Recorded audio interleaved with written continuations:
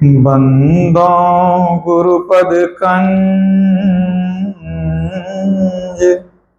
कृपा सिंधु नर रूप हरि महामोह तम पुंज जासु वचन रविकर निकल। गुरु बिनु ज्ञान न उपजे, गुरु बिनु मिले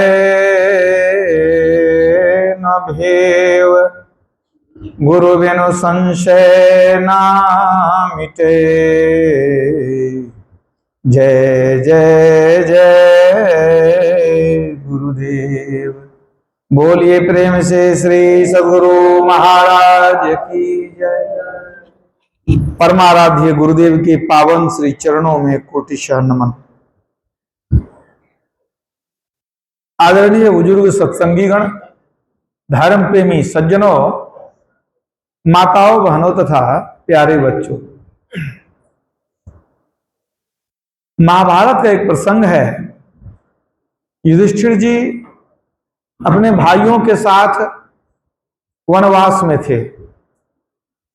एक बार जल पीने की इच्छा से युधिष्ठिर जी एक तालाब के पास गए। जल जब पीना चाहे तो एक यक्ष था पेड़ पर, उसने टोका, इस तालाब पर मेरा अधिकार है, पहले मेरे प्रश्नों का उत्तर दो तब तुम जल पीना, और नहीं तो तुम्हारे और भाई देखो जल पीकर किस तरह बेहोश पड़े हुए हैं, तेरी भी यही दुर्दशा हो जाएगी। युधिष्ठिर जी धर्मराज थे, धर्म को मानते थे, धर्म का पालन करते थे। उन्होंने कहा कि जब आपका अधिकार है तो स्वाभाविक है कि आपके स्वीकृति के बिना मैं जल कैसे पी सकता। पूछिए क्या पूछना है आपको। यक्ष ने अनेक प्रश्न किए, सभी प्रश्नों के उत्तर युधिष्ठिर जी महाराज ने ठीक ठीक दिए। उन्हीं प्रश्नों में एक प्रश्न था, किम पंथा, रास्ता क्या है। उत्तर दिया था युधिष्ठिर जी महाराज ने, महाजनो येन गतः स्वपंथा। क्या मतलब हुआ इसका। यक्ष ने पूछा रास्ता क्या है, मतलब जीवन जीने का रास्ता क्या है। युधिष्ठिर जी ने उत्तर दिया कि महापुरुष लोग, महान व्यक्ति जिस तरह का आचरण करते हैं, जिस तरह से जीवन जीते हैं, वही सच्चा रास्ता है, वही रास्ता ठीक है। माने जिस रास्ता को महापुरुष लोग अपनाते हैं, जैसा आचरण व्यवहार वो रखते हैं, वो सबसे उत्तम है। यक्ष ने प्रसन्न होकर उनके सही भाइयों को जीवित कर दिया था। ये कथा अलग है, लेकिन यहां मूल बात क्या है कि महापुरुष लोग जिस रास्ते से चलते हैं, जिस आचरण को अपनाते हैं, जिस व्यवहार को अपनाते हैं, जिस मर्यादा का पालन करते हैं, वही मनुष्य के लिए सर्वश्रेष्ठ रास्ता है। तो यहां कहा गया महाजनो येन गतः, महापुरुष लोग जिस रास्ते से चलते हैं वो रास्ता अच्छा है। महापुरुष किनको कहेंगे। तो अगर आप अच्छी तरह से विचार करेंगे तो पाएंगे कि वास्तव में संत और भगवंत को छोड़कर और कोई महापुरुष नहीं हो सकते। एक संत महापुरुष होते हैं और दूसरे भगवान को हम महापुरुष कह सकते हैं, तीसरे किनको कहेंगे महापुरुष। महान तो वही दो आत्मा है। और तुलसीदास जी ने यह भी कह दिया कि दोनों में कोई विशेष अंतर नहीं है। संत भगवंत अंतर निरंतर नहीं, किमपि मति विमल कह दास तुलसी। तुलसीदास जी कहते हैं संत भगवंत में अंतर नहीं है, उन्होंने कहा। हालांकि भगवान राम ने उनकी बात को काट दिया, एक तरह से कहा जाए तो। उन्होंने कह दिया नहीं, मोते संत अधिक करी लेखा, संत का दर्जा हमसे ऊंचा है। लेकिन मोटे तौर पर अगर संत भगवान को एक तरह भी माने तो भी यही निर्णय होता है कि यही महापुरुष हैं, संत और भगवंत। तो अभी हम लोग जो पाठ सुने रामचरितमानस में, भगवान की वाणी सुने, भगवान श्री राम की वाणी, प्रजाजनों को जो उपदेश उन्होंने सुनाया, इसी का पाठ किया गया। तो भगवान श्री राम कैसे थे। आप जरा विचार कीजिए उनके जीवन पर, आप जब दृष्टिपात करेंगे तो आपको पता चलेगा उनको यूं ही मर्यादा पुरुषोत्तम नहीं कहा जाता है, ये यूं ही हमारे भारत के गौरव नहीं है, उसके पीछे उनका महान चरित्र है, महान व्यक्तित्व है। उन्होंने दिखाया अपने आचरण से कि एक पुत्र को कैसा होना चाहिए, एक पति को कैसा होना चाहिए, एक भाई का को कैसा होना चाहिए, भाई भाई में संबंध कैसा होना चाहिए, एक राजा को कैसा होना चाहिए। हम लोग सुनते हैं कि महात्मा गांधी जब अंग्रेजों के विरुद्ध जो है अपना जो सत्याग्रह कर रहे थे, उनका सपना था कि भारत में राम राज्य लावे। वो भी सपना क्या देखते थे? राम राज्य, राम का राज्य आ जाए। आखिर राम राज्य में क्या विशेषता थी? तो पहले राम को ही जाने, राम कैसे थे। आप सब जानते हैं कि माता कैकेयी ने वरदान मांग लिया था दशरथ जी से। पहले का वरदान था, उन्होंने अपना अवसर जानकर मांग लिया। तापस वेश विशेष उदासी, 14 बरस राम बनवासी। अब यह सुनकर के दशरथ जी व्याकुल हो गए। अब हम करें तो क्या करें, अब क्या करें? अब दिए हुए वचन को भी नहीं तोड़ सकते हैं, मैंने वरदान से मना कर देंगे तब तो वचन टूट जाएगा। जबकि रघुकुल रीत सदा चली आई, अब प्राण जाए पर वचन न जाए। तो एक तो अपना वचन नहीं तोड़ सकते हैं, और दूसरा आप बेटे को नहीं छोड़ सकते। वृद्धावस्था में बहुत तपस्या करके, बहुत यज्ञ करके तब बेटा को पाए थे। बहुत प्यारे थे राम, उनके बिना जीना मुश्किल था। अब दशरथ जी की ऐसी दशा हो गई, किंग कर्तव्य विमूढ़ हो गए, दुविधा में पड़ गए कि हम कैसे राम को कहें कि तुम चले जाओ। वो तो व्याकुल होकर रोने लग गए, अब न इधर के रहे न उधर के, अब क्या बोले। लेकिन भगवान राम पिता के दुविधा को समझ गए, तो इंतजार नहीं किए कि पिताजी जब दुविधा में कुछ बोल नहीं पा रहे हैं, लेकिन अब तो हमको जाना ही चाहिए। आकर के उनसे आज्ञा ले लिए कि नहीं, हम जाना चाहते हैं। आप सोचिए वो कैसा पुत्र था जिनको राजगद्दी मिलने वाली थी। अयोध्या के राज्य के बदले में जंगल का राज्य मिल गया। दूध के फेन के समान कोमल बिछौना पर सोने वाले राम वो जंगल में पत्तों पर सोने के लिए तैयार हो गए। ये कितना बड़ा आदर्श है पुत्र के लिए। आप जरा विचार कीजिए, आजकल का कोई पुत्र वैसा हो सकता है? सपना भी देखना बेकार है कि राजगद्दी के बदला जंगल का राज्य मिल गया। ओ सहर्ष चले गए, कोई मलिनता नहीं।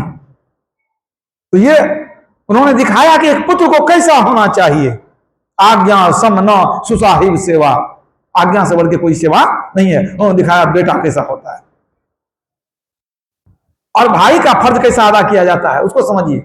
लक्ष्मण जी को वनवास नहीं हुआ था, वनवास हुआ था राम को, लेकिन भाई से बड़ा प्रेम था तो वो नहीं रह सकते थे। तो माता से आज्ञा लिए किसी तरह से कि नहीं हम भी चलेंगे।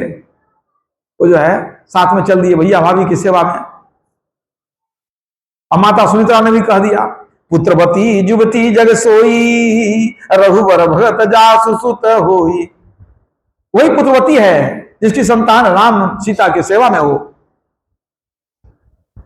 जंगल चले गए, उनको तो वनवास मिला नहीं था। और जब उनको शक्तिवान लग गया, मरणासन्न हो गए, तो कितना कष्ट उठाए। भगवान राम रोए, बिलक बिलक कर रोए। लक्ष्मण जी को भेज करके संजीवन बूटी मंगवाए। आप जानते हैं कितने व्याकुल हो गए कि माता को क्या मुंह दिखाएंगे। एक ही बेटा था लक्ष्मण, माता सुमित्रा को हम क्या कहेंगे।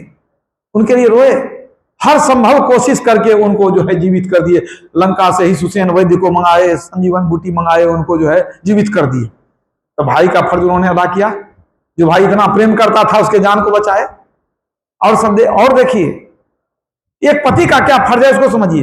जो पत्नी जो एक राजसी खानदान की बहू थी, जनक दुलारी थी, राम की प्यारी थी, अब उसको भी तो वनवास नहीं हुआ था, लेकिन वो भी जिद करके आ गई थी। बहुत समझाया, भगवान राम ने कि तुम यहीं अयोध्या जी में रहो, पिताजी को भी देखना, कभी मन नहीं लगे तो जनकपुर चली जाना, अब वहां भी मन नहीं लगे तो कभी लौट के यहाँ आ जाना। इसी तरह आते जाते तेरा समय कट जाएगा, तुम मेरे साथ मत जाओ, तुम तो जनक द्वारी हो, सुकुमारी हो, और जंगल के रास्ते में तुम चल नहीं सकोगी, जंगल का जीवन बड़ा कठिन होता है। समझाया, बहुत तरह से समझा दिया कि देखो तुम तो सुकुमारी हो, यहां सब सुख सुविधा है, जंगल में क्या सुविधा मिलेगा। तो सीता माता ने क्या कहा, आकाशेन चंद्र स्वामी की कोरिबे तारा, आकाशेन चंद्र स्वामी की कोरिबे तारा, अजानारी रे पुरुष नहीं दिने अंधियारा। आकाश में चंद्रमा नहीं हो तो तारा क्या करेगा, और हमारे संग में मेरा पति नहीं रहेगा तो कितना भी सुख है तो सब अंधियारा है। बंगला रामायण में आया है, पातालेन पानी स्वामी की कोरिबे कूप, अजानारी रे पुरुष नहीं की कोरिबे रूप। उन्होंने कहा कि जंगल में तेरा रूप खराब हो जाएगा, तेरे रंग बिगड़ जाएंगे, तू क्यों जाएगी जंगल। तो क्या कहते हैं कि पातालेन पानी स्वामी की कोरिबे कूप। अगर कुआं है, पाताल में पानी नहीं है, धरती में पानी नहीं है, कुआं की क्या शोभा है। पानी नहीं हो तो कुआं बेकार है। अजानारी रे पुरुष नहीं की कोरिबे रूप, जब पति देखने वाला नहीं है तो रूप हमारा क्या होगा, हम तो आपके संग में जाएंगे। इस तरह से सोचिए, जिद करके वो संग में चली गई कि नहीं, हम तो इतना तक कह दिया कि आपके सुख में मैंने आधा हिस्सा लिया है अयोध्या जी में रह करके, अब जब आप दुख में तो आपको छोड़ दें, आपके दुख में भी मैं आधा हिस्सा लूंगी, क्योंकि मैं अर्धांगिनी हूं। उन्होंने आदर्श प्रस्तुत किया कि एक पत्नी को कैसा होना चाहिए, और पति ने भी अपना फर्ज अदा किया कि जब पत्नी इस तरह से जान देती है तो उस पत्नी के लिए उन्होंने क्या किया। जब सीता का हरण हुआ, रावण ने सीता का हरण किया, तो उनको कुल सहित जो है उसका नाश भगवान राम ने कर दिया, कुल सहित उनका मरण हो गया। जब रावण मर गया, मंदोदरी उनको पकड़ करके रोने लगी, राम विमुख असहाल तुम्हारा, रहा न कुल कोई रोवन हारा। मंदोदरी बिलख करके कहने लगी, राम से विमुख होकर के आपकी देखिए क्या दशा हो गई, कोई रोने वाला तक नहीं बचा, रोने वाला पहले मर चुका है, मतलब पूरा खानदान नाश हो गया। तो राम ने क्या दिखाया कि जो पत्नी जान देती है, पत्नी के लिए क्या फर्ज होता है, जान पर खेल करके पूरे राक्षस का संहार कर दिया उन्होंने। ऐसे हमारे राम है, कोई साधारण व्यक्ति नहीं है। राम के चरित्र को पढ़ेंगे, उनसे बेहतर कोई राजा न मिलेगा, कोई व्यक्ति न मिलेगा। इसलिए मर्यादा पुरुषोत्तम उनको कहते हैं। ऐसे राम प्रजाजनों को उपदेश दे रहे हैं। आपने जो सुना, बोले राम को के महत्व को जानेंगे तब ना आप राम के ज्ञान को ग्रहण करेंगे। ज्ञान देने वाला बहुत मिल जाएगा, लेकिन ज्ञान जिनके आचरण में उतरा हुआ है उसके मुंह से ही ज्ञान शोभा देता है, और जो करे कुछ नहीं है, बोले बहुत कुछ, उसके ज्ञान का क्या प्रभाव होगा। राम ने अपने चरित्र से दिखा दिया कि राम कैसा होता है, राम किसको कहते हैं, तब वो उपदेश भी दे रहे हैं। और महात्मा गांधी क्यों चाहते थे कि भारत में राम राज्य आ जाए, कि राम राज्य में क्या विशेषता थी। दैहिक दैविक भौतिक तापा, राम राज्य काहू नहीं व्यापा, सब नर करहि परस पद पर प्रीति, अचल ही स्वधर्म निरत श्रुति नीति। राम का राज्य कैसा था उसके बारे में वर्णन करते हैं तुलसीदास जी। दैहिक दैविक भौतिक तापा, राम राज्य काहू नहीं व्यापा। किसी व्यक्ति को दैहिक दैविक भौतिक कष्ट नहीं था। सब नर करहि परस्पर प्रीति, सब मनुष्य एक दूसरे से प्रेम करते थे। इसका मतलब कहीं झगड़ा नहीं होता होगा, बेमनस्ता से आदर्श नहीं होगी। सब नर करहि परस्पर प्रीति, अचल ही स्वधर्म निरत श्रुति नीति। वेद के सिद्धांतों के अनुसार सभी अपने धर्म का यानी कर्तव्य का पालन करते थे। वेद के अनुसार सभी अपने अपने कर्तव्य का पालन करते थे, सब एक दूसरे से प्रेम करते थे। इतना ही नहीं, मांग ही वारिद देहि जल रामचंद्र के राग। जब किसान को जल की आवश्यकता होती थी, वो बादल से मांगते थे तो वर्षा हो जाती थी, जब आवश्यकता होती थी तो वर्षा हो जाती थी। इतना सुख था, सभी सुखी थे। जब सब सुखी थे तो भगवान श्री राम को क्या आवश्यकता पड़ी सबको बुलाकर उपदेश देने की? आप बताइए। जब सब सुखी हैं, किसी को कोई कष्ट नहीं है, तो उपदेश की क्या आवश्यकता है? यह भी बड़ी बात है, समझने की बात है। भगवान श्री राम कोई साधारण राजा नहीं थे, कोई साधारण मनुष्य नहीं थे। नरतन धरे संत सुर काजा, अकहु करहु जस प्राकृत राजा। परमात्मा ही मनुष्य का शरीर धारण किए, राजा का शरीर धारण किए। भगवान श्री कृष्ण ने भी कहा है ना, यदा यदा ही धर्मस्य ग्लानिर्भवति भारत अभ्युत्थानं धर्मस्य तदात्मानं सृजाम्यहम् परित्राणाय साधूनां विनाशाय च दुष्कृताम् धर्म संस्थापनार्थाय संभवामि युगे युगे। सार बात क्या है कि जब अधर्म का बोलबाला हो जाता है, तब धर्म के रक्षा के लिए और दुष्टों के संहार के लिए युग युग में परमात्मा अवतार लेते हैं। तो भगवान राम परमात्मा के अवतार थे। भगत हेतु भगवान प्रभु राम धरेऊ तनुभू, किए चरित पावन परमा प्राकृत नर अनुरूप। परमात्मा ही मनुष्य के शरीर में आए थे, तो जब वो स्वयं परमात्मा है तो क्या नहीं जानते हैं? तो वो जानते थे कि हमारी प्रजा सुखी है, किसी को कोई कष्ट नहीं है, लेकिन वे ये भी जानते थे कि सब दिन होत न एक समान, सब दिन ऐसा नहीं रहेगा। क्यों नहीं रहेगा? क्या प्रजा मरेगी नहीं? एक दिन मरेगी। भगवान राम ये भी जानते थे। क्या मैं सब दिन रहूंगा? वो जानते थे कि मैं भी चोला छोड़कर जाऊंगा। तो एक दिन ऐसा होगा कि राम राजा नहीं रहेंगे, जो प्रजा है वो भी मरेगी। तो मर करके प्रजा अगर दुख में चले जाए तब क्या होगा? तो यहां तो बहुत सुख दिया भगवान ने, इस संसार में लौकिक जीवन जो है सुखमय कर दिया। तो उनकी इच्छा थी कि क्यों ना हम अपनी प्रजा की पारलौकिक जिंदगी को भी सुखमय बना दें, मरने के बाद भी कोई दुख में नहीं जाए। यहां तो सुख है, मरने के बाद तो दुख भी हो सकता है।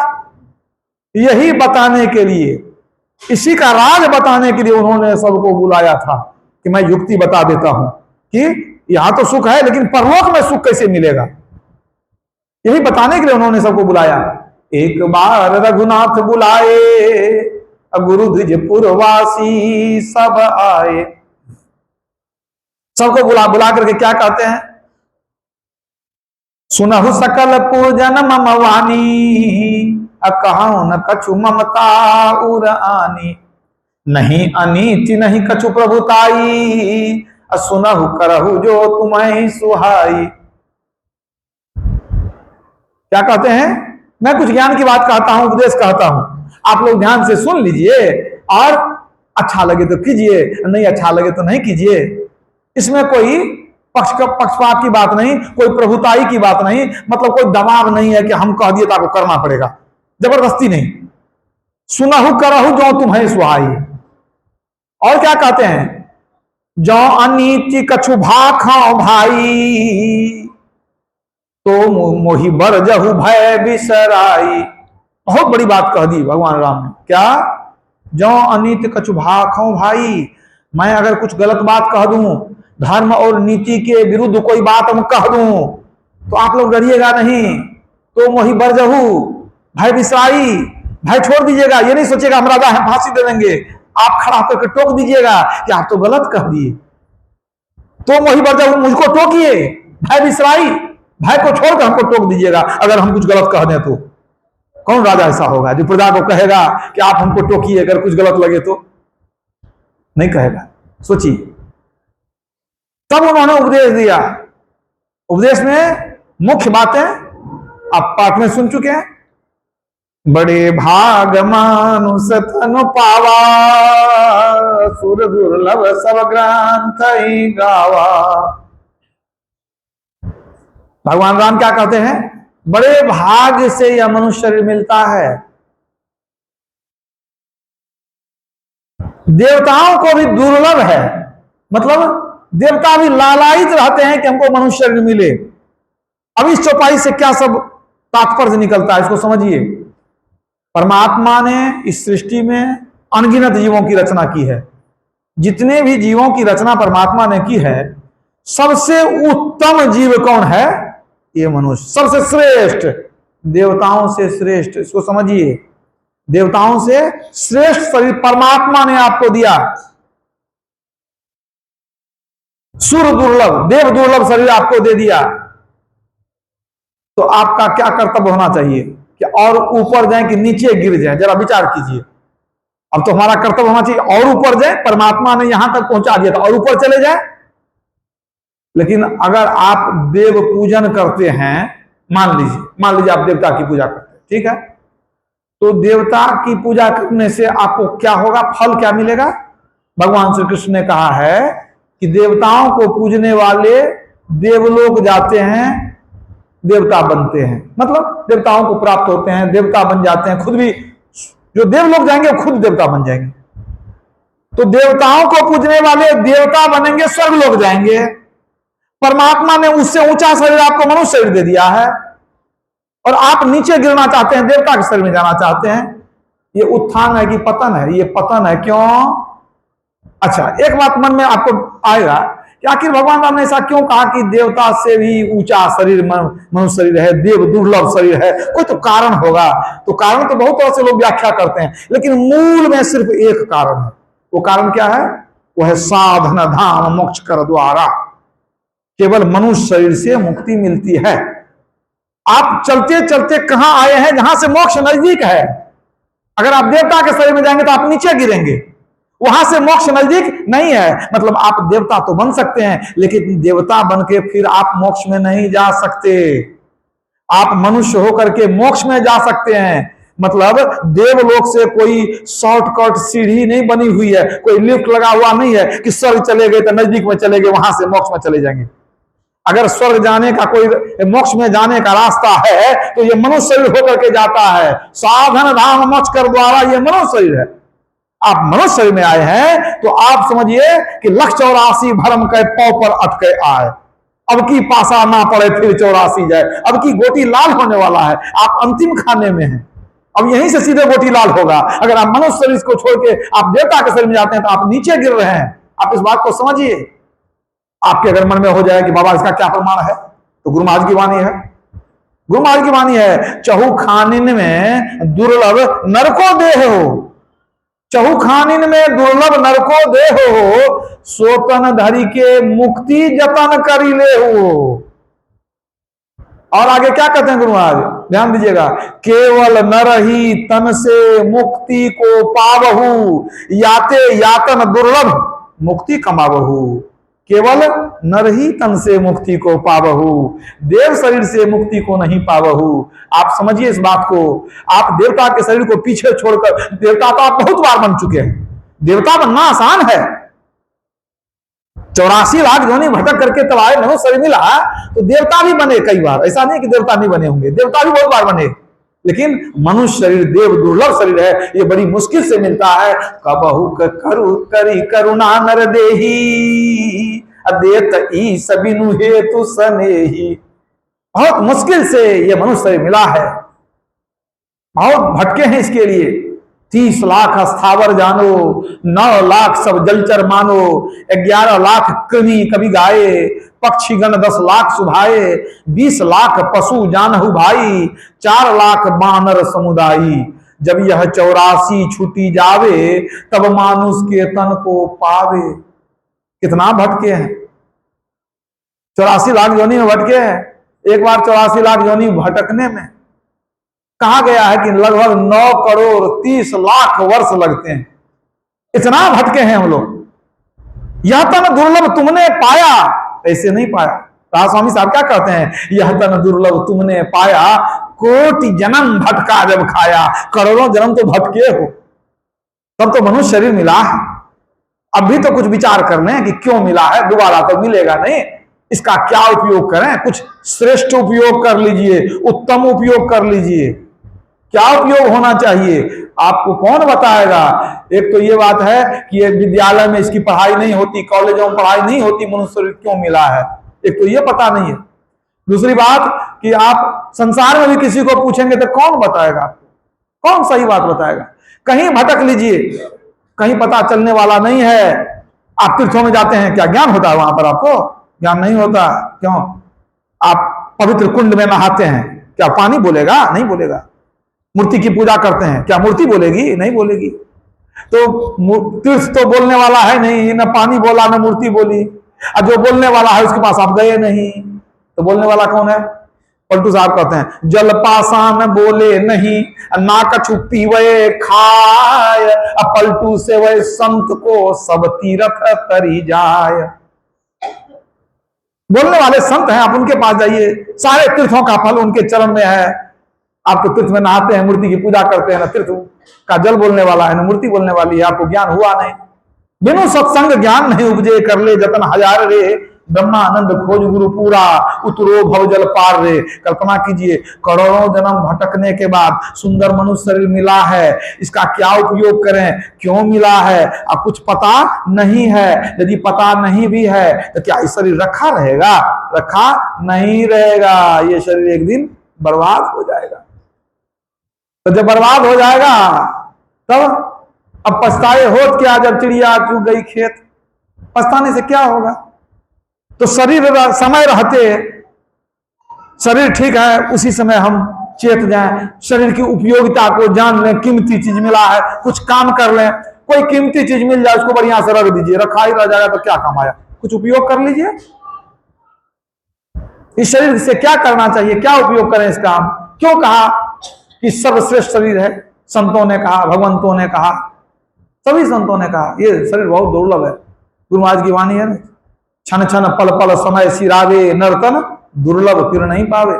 भगवान बुद्ध ने कहा मनुष्य का जन्म लेना पाना दुर्लभ है, मनुष्य जन्म पा करके जीवित रहना दुर्लभ है, जीवित रह करके सतधर्म श्रवण करना दुर्लभ है, सतधर्म श्रवण करके भी बुद्धत्व को पाना, आत्मज्ञान पाना दुर्लभ है। तो मनुष्य जन्म पाना दुर्लभ है, सभी संत कहते हैं। आखिर इसकी क्या उपयोगिता हो सकती है? अगर संसार में किसी लोगों को पूछेंगे मनुष्य शरीर किस लिए मिला है, तो कहेंगे मेहनत करो, खूब कमाओ और भोग साधन जमा करो, बढ़िया बढ़िया चीज जमा करो, अपने भोग करने की वस्तु जमा करो, खाना कपड़ा गाड़ी बंगला कोठा सोफा सब कुछ जमा करो, और फिर जमा करो, फिर भोगते रहो। यही तो आनंद है, यही तो जीवन की सफलता है। लेकिन इसको क्या कहते हैं? इसको कहते हैं विषय भोग। विषय भोग, जब इंद्रियां भागती है वो विषय भोग हो जाता है।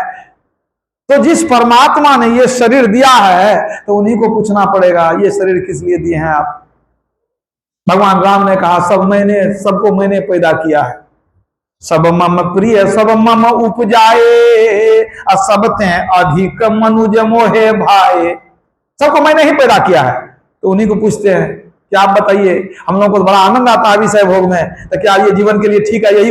यही रास्ता होना चाहिए? उन्होंने साफ मना कर दिया, यही तो न कर फल विषय न भाई, ये शरीर विषय भोग के लिए नहीं है। यद्यपि विषय में बहुत आनंद मिलता है, वो क्षणिक आनंद है, वो स्थायी आनंद नहीं है, लेकिन मिलता तो है, इंद्रिय सुख मिलता है, विषय सुख मिलता है। भगवान साफ कहते नहीं, ये शरीर विषय भोग के लिए नहीं है। तब उन्होंने यहां तक कह दिया नरतन पाय विषय मन देही, ये पलट सुधाते सठ विषय लेही। मनुष्य शरीर पा करके जो विषय में मन लगाते हैं, भोग करते रहते हैं, बढ़िया खाना, बढ़िया सूंघना, बढ़िया सुनना, बढ़िया पहनना, सिर्फ शरीर को इंद्रियों को सुख देने में लगे रहते हैं, उनके लिए कहते हैं अमृत के बदले में विष पान कर रहा है। भगवान राम ने कहा वो जहर पी रहा है। तुलसीदास जी ने यहां तक लिख दिया कि पंच विषय के फेर में पड़ोगे तो आव आगमन के चक्र में घूमते रहोगे। पांच ही पांच परस रस शब्द गंध अरुरूप, इनकर कहा न कीजिए बहुरी पड़ब भवकूप। भवकूप संसार के कुएं में गिरेंगे, मतलब जन्म मरण के चक्र में घूमेंगे। पांच विषयों के फेर में रहे, जन्म मरण के चक्र में घूमेंगे। इसी बात को कबीर साहब ने दूसरे शब्दों में कहा, दूसरे तरह से कहा। वो कहते हैं, कबीर सोई शूरमा जो पांचों रखे चूर, जिनके पांचों बस नहीं उनसे साहब दूर। मतलब 5 ज्ञानेंद्रियों के द्वारा 5 विषय को ग्रहण करते हैं।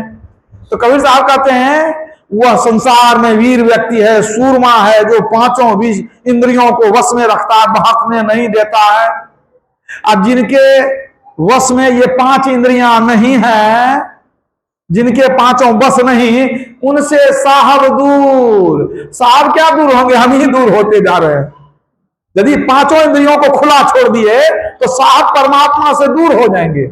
परमात्मा कौन? राम मान लीजिए, तो राम से दूर हो जाएंगे।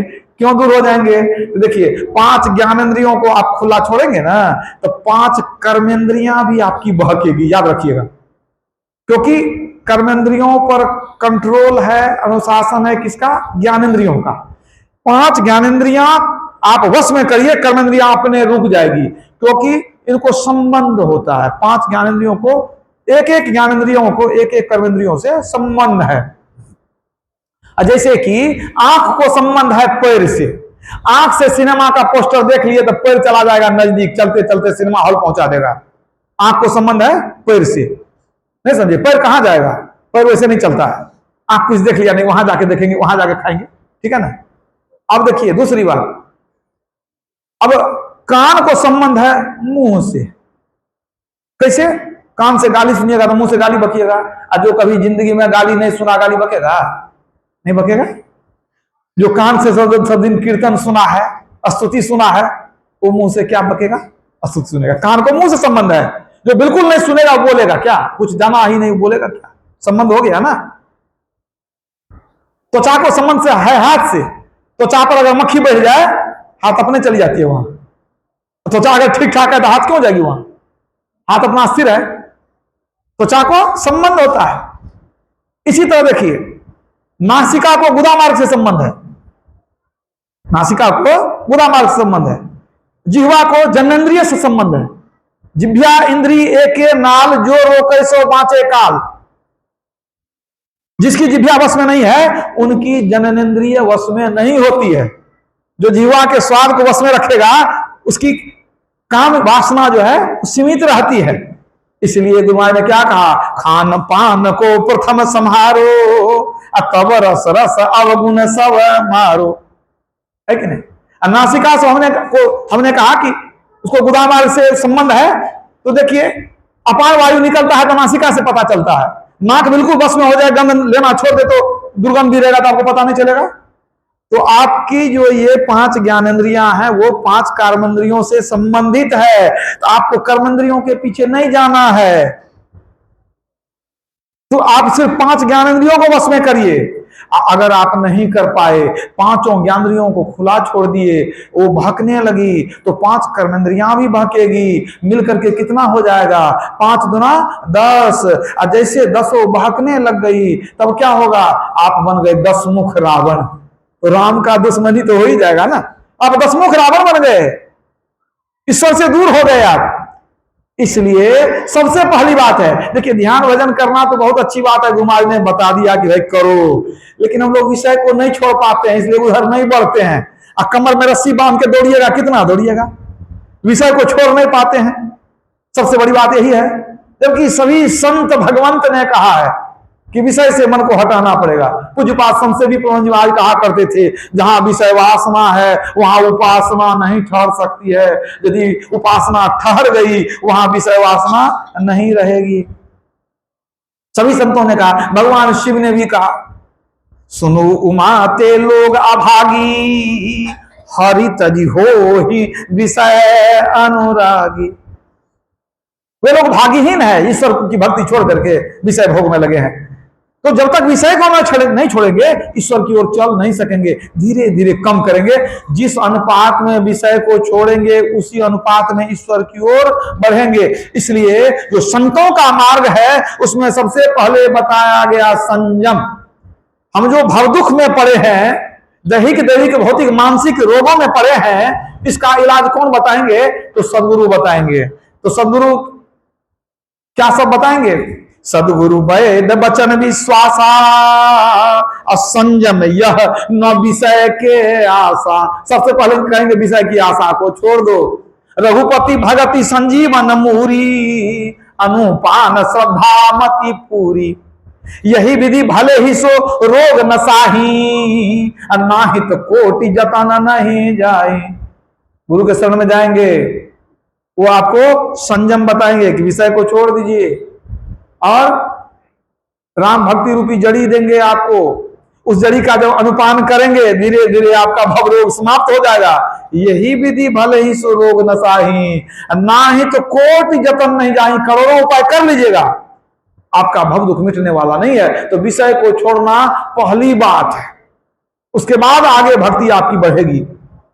एक छोटी सी घटना सुनाता हूं, इसी संबंध में है। किसी जमाने में मथुरा में एक गणिका थी, नर्तकी। उसका नाम था वासव दत्ता। बहुत धनी थी, बहुत सुंदरी थी। इतनी धनी थी कि कहा जाता है कि सोने के रथ पर चलती थी। बड़े बड़े लोग उसके दीवाने थे। बहुत अमीर राजा महाराजा सेठ आदि जो है उसके दीवाने थे।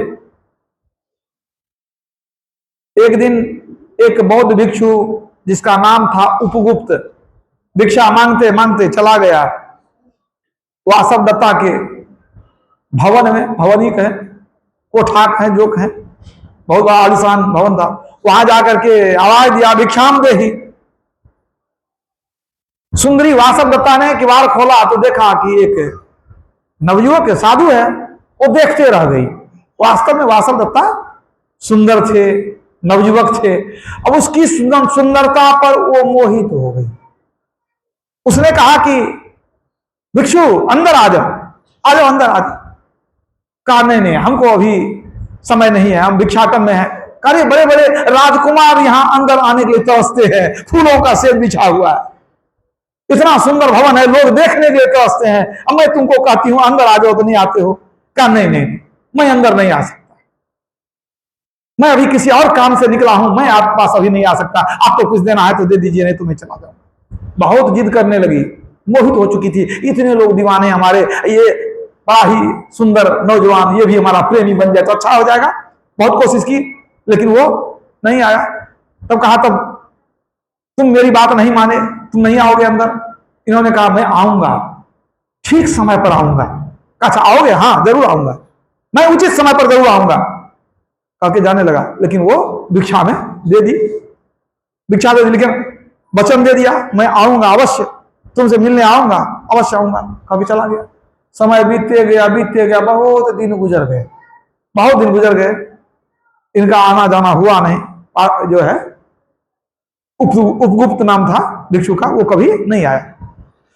एक दिन की बात है कि उपगुप्त कहीं गुजर रहा था शहर के किनारे से।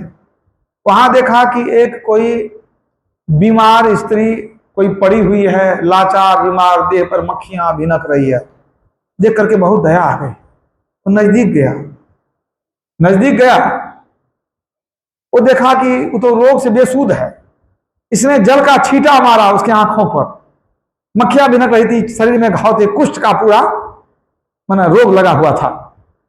तो वो स्त्री जो मरणासन थी आंखें खोलती है, कहती हे करुणाकर आप कौन हैं? मुझको अछूत समझकर लोगों ने शहर से बाहर फेंक दिया, मैं तो अब मरने वाली हूं, आप कौन हैं? उपगुप्त नीचे झुक गया, नजदीक गया, चेहरा देखा, वो पहचान गया कि यही मथुरा की सुंदरी नर्तकी वासव दत्ता। वो पहचान गया। वो कहता है कि क्या आपने हमको नहीं पहचाना? गौर से देखने लगी, आंख भी नहीं खुल रही थी, बहुत दिनों से समझिए मृत्यु शैया पर पड़ी थी। आंख खोलकर देखती है, पहचान गई, होठ पर मुस्कुराहट आ गई। वो कहती है कि आप आए, आप तो कहे थे कि हम आएंगे, आप तो कहे थे आएंगे। इन्होंने कहा हम आए ना, आ गए। तो वासव दत्ता कहती है आए बहुत देर कर दी, अब हमारे पास कुछ नहीं है, न रूप है, न यौवन है, न धन है, न प्रतिष्ठा है। अब मृत्यु के सिवा मेरे पास कुछ नहीं, मृत्यु आने वाली है, इसके सिवा मेरे पास कुछ, अब मैं कुछ भी नहीं दे सकती हूं। आप गलत समय में आए, आप आए तो कुछ पहले आते, गलत समय में आए। उन्होंने कहा बहन मैं ठीक समय पर आया हूं, यही ठीक समय है, तुम घबराओ नहीं, मैं तुमको मरने नहीं दूंगा, यही ठीक समय है। उसको उठा करके किसी तरह उठा करके अपनी कुटिया में ले गए, उसके घाव को साफ किए, उसको भोजन कराए, वस्त्र दिए उसको, और दिन रात एक करके जड़ी बूटी से उसका इलाज करने लगे। इलाज करते करते धीरे धीरे वह स्वस्थ होने लगी, लेकिन अंदर में अंतस में जो पाप था सब कुछ धुलते चला गया, सब धुल गया। वो बिल्कुल निष्पाप हो गई, बिल्कुल वो स्वस्थ हो गई। उस भिक्षु के माने अथक प्रयास से वो स्वस्थ हो गई, और स्वस्थ होकर के उसने अपने जीवन को बिल्कुल बदल लिया। वो बिल्कुल बौद्ध भिक्षुनी हो गई, अपने शेष जीवन को उसने भक्ति में लगा दिया और उसका कल्याण हो गया। बोलिए प्रेम से श्री।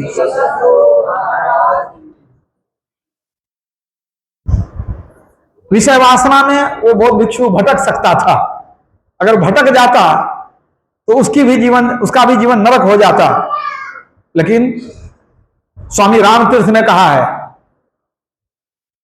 कि जिसको संसार के विषय हिला नहीं सकते, जिस व्यक्ति को संसार के विषय हिला नहीं सकते, वह व्यक्ति सारे संसार को हिला सकता है। वो व्यक्ति सारे संसार को हिलाता है। यदि विषय का झोंका नहीं हिला दे, विषय कंट्रोल में हो, वश में हो, तो वह व्यक्ति सारे संसार को हिलाता है। सोच लीजिए, स्वामी रामतीर्थ अमेरिका गए थे, $50 लाख का चेक लेकर एक स्त्री आई। वह स्त्री पढ़ी लिखी विद्वान बहुत अमीर महिला थी। स्वामी रामतीर्थ का जब प्रवचन होने लगा, वो सुनी तो उसको बहुत आनंद आया। वो जहां जहां प्रवचन हुआ हर जगह सुनी, सुन करके बहुत प्रभावित हो गई, बहुत प्रभावित हो गई। उसके मन में हुआ अगर ये हमको कम से कम अपना लें, कम से कम हमको अपना नाम भी दे दें तो हमारा कल्याण हो जाएगा। $50 लाख का चेक लेकर के आई और चरण में रख करके रख दी। रामतीर्थ महाराज ने पूछा कि ये क्या है, ये क्यों लाई हो? कहा जो ये छोटा सा भेंट है, $50 लाख का चेक है, इसके साथ साथ मैं अपना तन मन धन सब कुछ आपको अर्पण करने के लिए तैयार हूं। सिर्फ आप इतनी स्वीकृति दीजिए कि जहां दस्तखत करूं, हस्ताक्षर करूं, वहां मैं लिखूं मिसेज राम, मतलब आप अपनी पत्नी का दर्जा दे दीजिए हमको से। तो उन्होंने क्या कहा? उन्होंने कहा क्या कहते हैं, रामतीर्थ जी ने कहा कि ये $50 लाख का चेक है, अगर पूरे अमेरिका की संपत्ति मेरे चरण में रख देगी तब भी मैं इसके लिए मैं इजाजत नहीं दे सकता हूं। पूरे अमेरिका की संपत्ति। उनका चरित्र कैसा था? चित्र सुंदर किसी का हो सकता है, लेकिन चरित्र सुंदर किसी किसी का होता है। और जब चरित्र बोलता है तो मुंह से बोलने की जरूरत नहीं पड़ती है।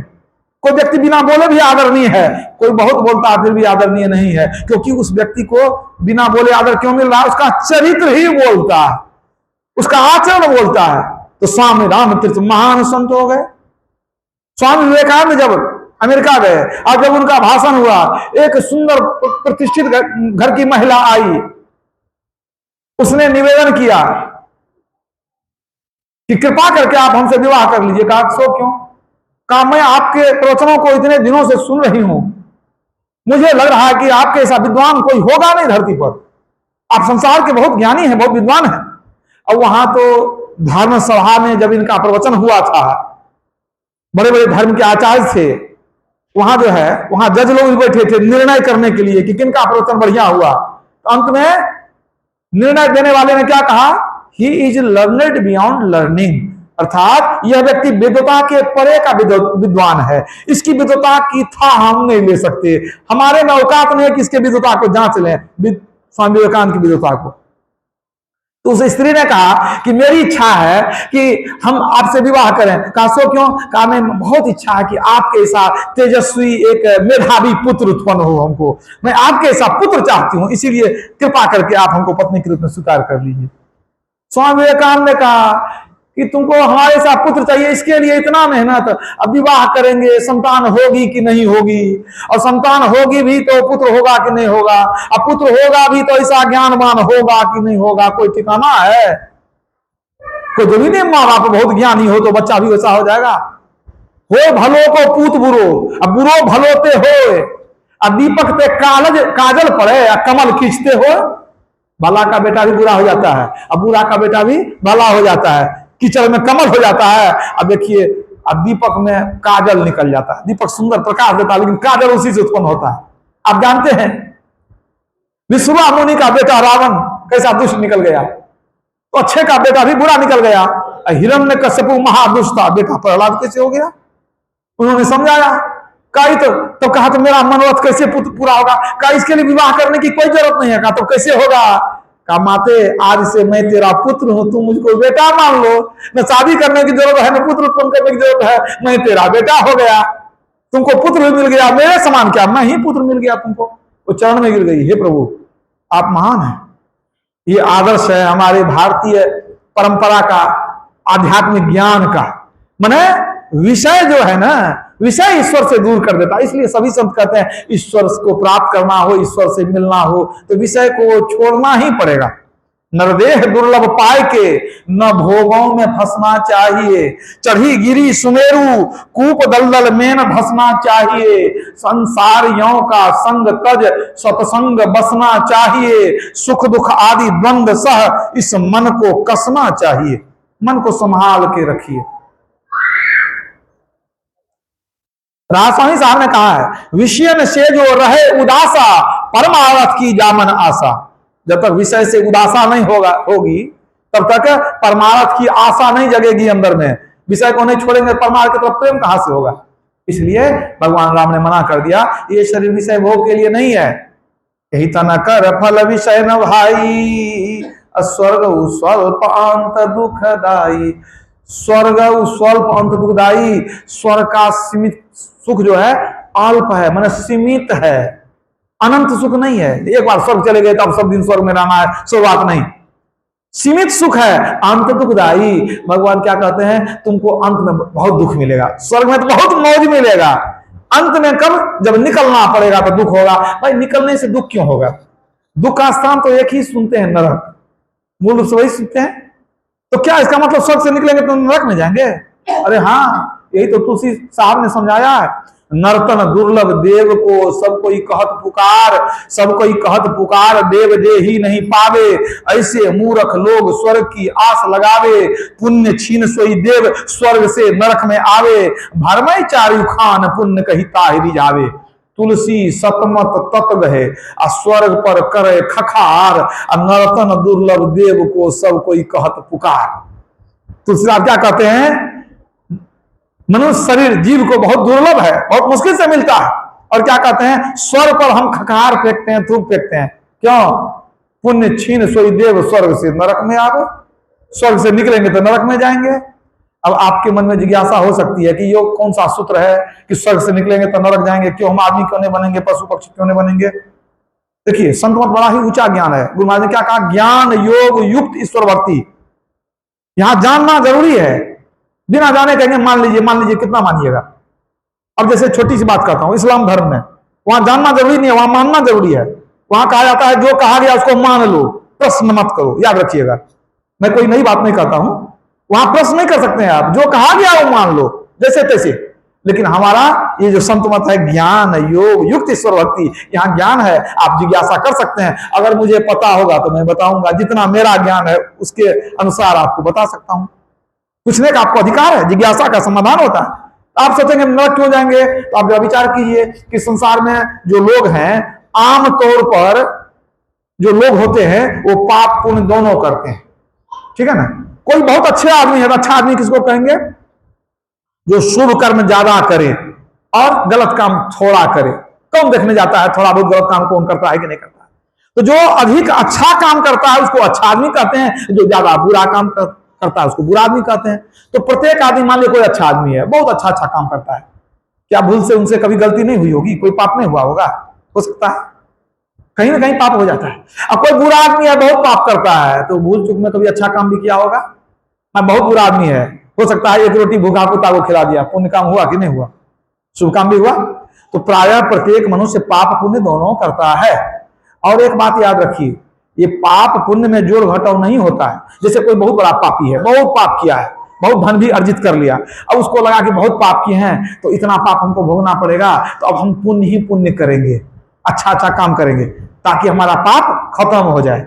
मतलब हम 100 पाप किए हैं तो हम 200 पुण्य कर लेंगे, तो उसके मन में होता है कि दोनों का जोड़ घटा होगा तो हमारा 100 पुण्य बच जाएगा और एक इधर खत्म हो जाएगा, 100 पाप खत्म, 100 पुण्य खत्म। लेकिन याद रखिए, ये जो कर्म का विधान है इसमें जोड़ घटा होता ही नहीं है। ये नहीं कि आप 100 पाप 100 पुण्य किए तो दोनों मिलकर समाप्त हो गया, सो बिल्कुल नहीं होता है। अगर ऐसा होता तो धर्मराज युधिष्ठिर बहुत धर्मात्मा थे। भगवान कृष्ण के कहने पर महाभारत के युद्ध में आधा झूठ बोले। अश्वत्थामा हतो नरो वा कुंजरो, द्रोणाचार्य को मारने के लिए आधा झूठ बोलने का उनको आदेश मिला भगवान कृष्ण की तरफ। भगवान कृष्ण के कहने पर आधा झूठ बोले। क्या बोले? मरा था हाथी अश्वत्थामा नाम का, उन्होंने कह दिया कि अश्वत्थामा मर गया, वह आदमी था या हाथी था।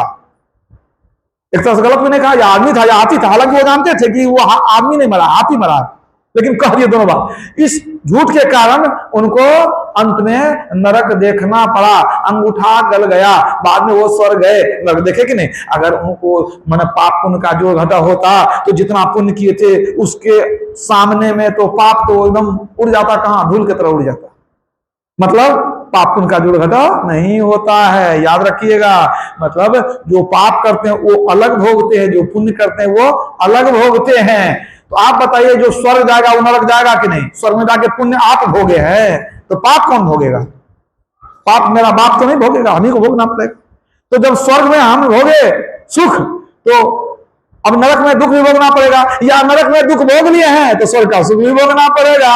मतलब जो स्वर्ग है वो नरक भी जाता है, जो नरक जाता है वो स्वर्ग भी जाता है। मतलब अगर आप पूजा पाठ करके स्वर्ग जाना चाहते हैं तो पहले से देख लीजिए कि आपका टिकट नरक का बना हुआ है, समझ लीजिए, क्योंकि वहां से निकल वहां जाएंगे हम लोग। स्वर्ग जाना चाहते हैं मान लीजिए, मतलब है कि फिर से नरक में भी जाना पड़ेगा आपको।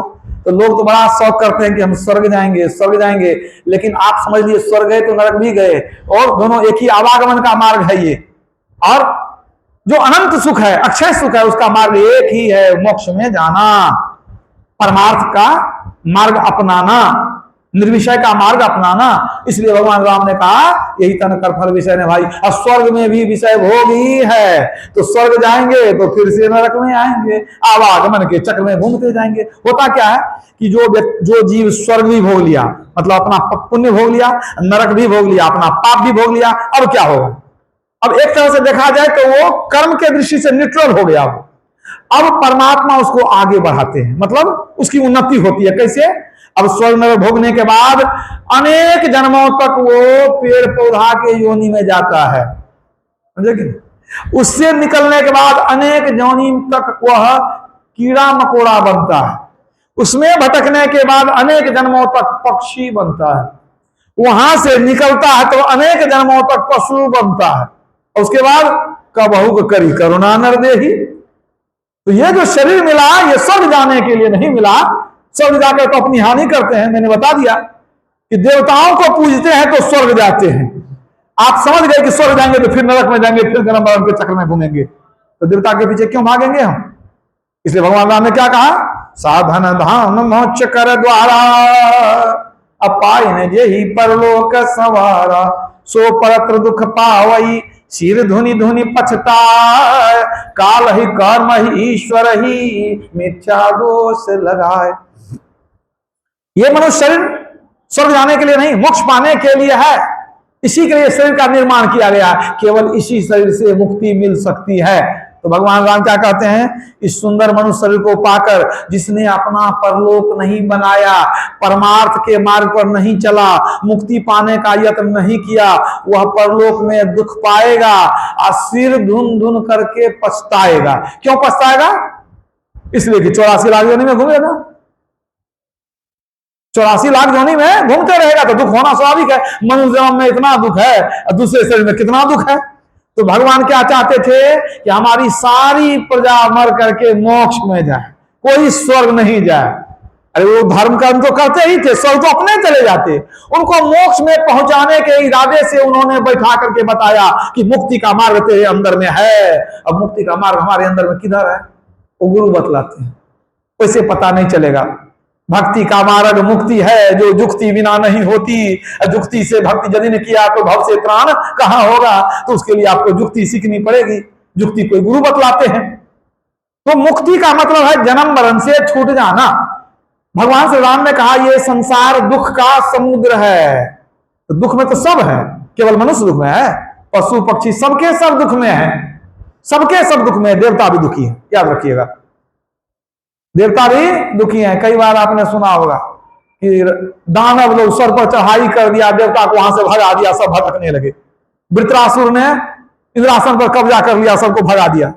वही बात है, सब भटकने लगे। तो स्वर्ग में भी तो दुख है। तो इस तरह से आप समझिए कि जो भी आवागमन में घूमते हैं तो वो जान करके दुख में गोता लगाते हैं। तो इससे छूटने का मार्ग अंदर में है। तो जब निकल गए तो भवसागर पार कर गए, अंदर में प्रवेश कर गए, समझिए भवसागर से आप निकल गए। अंदर से निकलना है, बाहर निकलने का कोई रास्ता नहीं है। बाहर में कहीं भागेंगे, संसार ही संसार है। संसार से निकलने के लिए अंदर में ही रास्ता है। तो भगवान राम ने कहा यह संसार दुख का समुद्र है। नरतन भव बारिधि कह बेरो, असन्मुख मरुत अनुग्रह मेरो। करण धार सदगुर दे मावा, दुर्लभ साज सुलभ करी पावा। भगवान श्री राम के उपदेश का सारांश है इसमें। क्या कहते हैं, ये संसार दुख का समुद्र है, सब जीव इसमें दुख पा रहे हैं, स्वाभाविक है। तो इस दुख के समुद्र को पार कौन करेगा? अब जिसके पास नाव होगा वही पार करेगा, स्वाभाविक बात है। नाव चाहिए, जहाज चाहिए, कुछ तो चाहिए। तो भगवान कहते हैं कि मैंने तुमको जहाज नाव दे दिया। नाव क्या है? ये मनुष्य शरीर। दुख में सभी जीव हैं, लेकिन पार कौन होंगे? जिनके पास नाव है। नाव क्या है? मनुष्य शरीर। तो भगवान कहते हैं मैंने तुम सबको मनुष्य शरीर दिया, मतलब इस भवसागर को पार करने की नाव मैंने दे दी। बहुत बड़ा उपकार किया उन्होंने, मनुष्य शरीर दे दिया, नाव दे दिया। तो नाव दे दिया तो अगर किसी व्यक्ति को मान लीजिए पार होना है तो नाव दे दीजिए, कहीं पार हो जाओ, पार होगा वो? अरे नाव लेकर के किधर से किधर चला जाएगा, डूब के मर जाएगा बेचारा। जिसको पता नहीं है नाव कैसे चलाएगा वो? तो नाव तो मिली, तब केवट भी चाहिए ना, खेने वाला जरूरी है। तो अब भगवान राम को कहना पड़ेगा कि प्रभु नाव तो आप दिए, ये केवट कौन देगा हमको? मल्ला भी दिए तो न पार होंगे। तो भगवान राम क्या कहते हैं, उनके कहने का संदेश सार रूप में क्या है कि नाव हम दे दिए, अब केवट को तुम खोज लो। मतलब वो कहते हैं केवट हम बता देते हैं, केवट हम बता देते हैं कौन है, अब खोजना तेरा काम है। ऐसा नहीं कि सब काम हम ही कर दें। नाव दे दिए ठीक है, अब केवट कौन है? करण धार सद गुर दृढ़ नावा। ये जो दृढ़ नाव तुमको दिए ना, इसके खेने वाले एकमात्र संत सदगुरु हैं। सदगुरु ही इस नाव को खेवेंगे। अब बताइए संसार के लोग कितने मूर्ख हैं, कहते हैं गुरु की आवश्यकता नहीं है। अरे भगवान राम आपको नाव दिए हैं डुबाने के लिए, नाव दे दिए हैं, इसको क्या करिएगा? एक मल्लाह को खोजिए, उनके पास जाइए। हम लोग गुरु महाराज के शरण में हैं। पशु पक्षी कृमि आदि की योनि में भर में बहुबार हो, नर्तना वही कृपा करी दिनों, अब प्रभु करो उबार हो। अब गुरु के शरण में जाइए, कहिए हे प्रभु, अब परमात्मा ने नाव दे दिया, कृपा करके आप पार लगा दीजिए। उनको विनती करेंगे, उनकी कृपा प्राप्त करेंगे। कैसे? पाखंड रू अहंकार तजी, निष्कपट हो और उदीन हो और सब कुछ समर्पण कर गुरु की सेवा करनी चाहिए। गुरु की सेवा कीजिए, उनकी कृपा होगी तो पार लगा देंगे। दरिया साहब कहते हैं बूढ़त रहा भव सिंधु में लोभ मोह की धार, दरिया गुरु तैरू मिला कर दिया पहले पार। तैरने वाले गुरु मिले, हमको तो पार लगा दिए, नहीं तो हम डूब रहे थे। दरिया साहब कहते हैं। और स्वामी साहब क्या कहते हैं? भवसागर है गहिरा भारी, गुरु बिन को जाए सके पारी। सदगुरु की खोज करो प्यारी, संग उनके बाट चलो न्यारी। सदगुरु की खोज करो और उनके साथ संग उनके बाट चलो न्यारी। बाट माना रास्ता, ठीक है, अन्यारी माना अद्भुत विचित्र। तो क्या कहते हैं? गुरु का चरण पकड़ लो और गुरु के साथ जाओ। कहां जाओ? अद्भुत रास्ते पर चलो, विचित्र रास्ते पर चलो, ठीक है। न्यारी बाट चलो न्यारी, अद्भुत रास्ते पर चलेंगे वो रास्ता कौन है? अद्भुत अंतर की डगरिया जा पर चलकर प्रभु मिलते। वहां कहते हैं बात न्यारी, अद्भुत रास्ता, यहां अद्भुत अंतर की डगरिया, एक ही बात है ना। जा पर चलकर प्रभु मिलते, दाता सतगुरु धन्य धन्य जो राह लखा देते। तो भगवान राम चाहते थे कि जितने मनुष्य हैं कोई स्वर्ग नहीं जाए, कोई नरक नहीं जाए, सबके सब मोक्ष में जाए। इसलिए उन्होंने कहा कि सुंदर मनुष्य शरीर मैंने दिया है मुक्ति पाने के लिए, ठीक है, और तू गुरु का चरण पकड़ो मुक्ति में जाने के लिए। उनकी कृपा होगी तभी मुक्ति मिलेगी, दूसरा कोई उपाय नहीं है। नानक साहब ने कहा गुरु करता गुरु करने जोग, गुरु परमेश्वर है भी हो, कहू नानक प्रभु यह जनाई, गुरु बिन मुक्ति न पाइए भाई। बिना गुरु के मुक्ति मिलने वाला नहीं है। इसलिए भगवान राम के इस आदेश को अगर हम लोग स्वीकार करेंगे, जीवन में उतारेंगे, तो हमारा भी जीवन धन्य होगा, परलोक कल्याणमय होगा। बोलिए प्रेम से श्री सद्गुरु